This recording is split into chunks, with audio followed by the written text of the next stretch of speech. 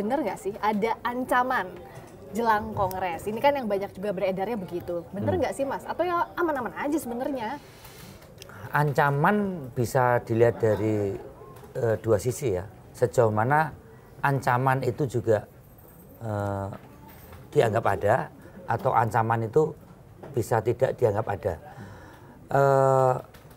Di dalam politik biasanya kecurigaan itu tidak bisa tidak selalu ada, ya, karena apalagi Ibu Megawati Soekarno Putri ini tentu sebagai pemimpin juga punya kemampuan berkontemplasi melihat suatu kenyataan yang ada dengan sejarah-sejarah dinamika politik yang ada sebelumnya, khususnya yang menyangkut PDI Perjuangan.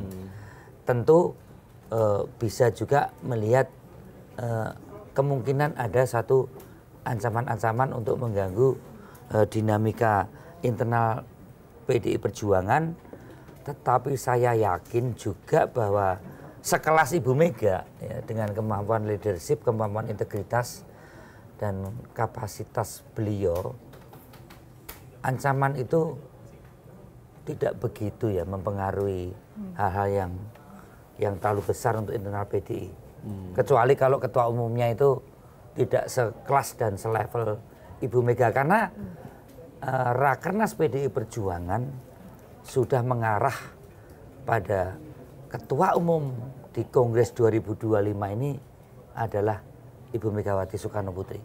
Dan untuk bisa merekayasa misalnya saja menggeser dari seorang Ibu Ketua Umum itu bukan hal yang mudah ya. Apalagi komitmen pemerintah sekarang Pak Prabowo Subianto ini juga terlihat bagaimana demokrasi kepartean ini sebagai pilar demokrasi ini juga menjadi sesuatu yang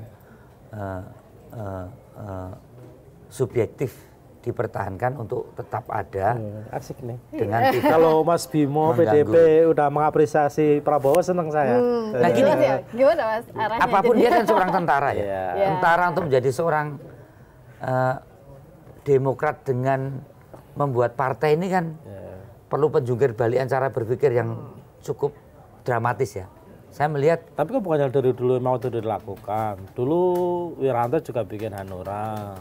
Ya. Sebelum Wiranto ada lagi yang sama Mbak Tutut itu PPKB apa? Oh iya, Berkarya. Sebelumnya ada lagi yang nggak lolos pemilu itu. Hartono apa ya? Jenderal Hartono juga kalau nggak salah juga bikin partai. Iya, karena kan itu memang menjadi salah satu apa ya? Pintu keluar kan atau jalan keluar kan bagi mantan-mantan jenderal yang memang ingin berpolitik seperti Tapi itu. intinya kan gini Mas, Pak Prabowo tidak akan menggunakan instrumen misalnya mengganggu PDI Perjuangan, apalagi misalnya keputusan PDI Perjuangan yang tetap akan menetapkan Ibu Mega dengan rekayasa zaman Orde Baru Pak Harto dulu ya. Kalau Pak, mengintimidasi utusan sebelum masuk Kongres, ya kan, lewat Bapinsanya atau Kapolresannya atau Kapolseknya mengancam utusannya masuk Kongres, kan udah nggak model lagi. Bukan kayak gitu. Bukan style ya Pak Prabowo kalau katanya Mas Bimo. Kalau itu bukan Pak Prabowo. Kalau temannya Pak Prabowo gimana? Ya namanya kepala negara saat ini kan mempunyai kekuasaan yang sangat berlebih, apalagi kalau presiden ini tidak mau membatasi kewenangannya.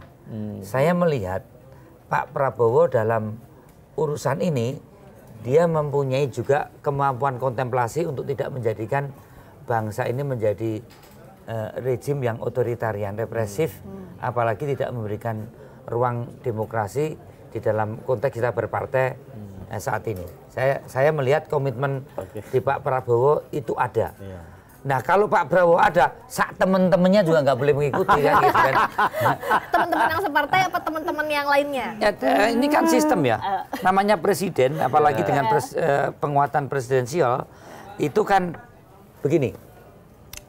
Demokrasi ini sebenarnya ada. Mungkin yang benar itu bukan temannya Prabowo, temannya Mas Bimo. Sohib ya Mas Bimo. Ini kata-kata bersayap ini. Ya kan semuanya sahabat kalau Mas Bimo. Demokrasi ada. Ini saya kan melihat dari berbagai momen demokrasi. Mau undang-undangnya dibikin kayak apapun. Demokrasi di Indonesia ini hanya bisa berjalan sejauh mana kehendak kepala negara dan kepala pemerintahan, dalam hal ini presiden, termasuk Presiden Pak Prabowo, mau membatasi kekuasaannya dengan kewenangan yang sudah diatur oleh konstitusi atau tidak. Kalau beliau tidak mau membatasi kewenangannya atau kekuasaannya, apapun bisa dia lakukan.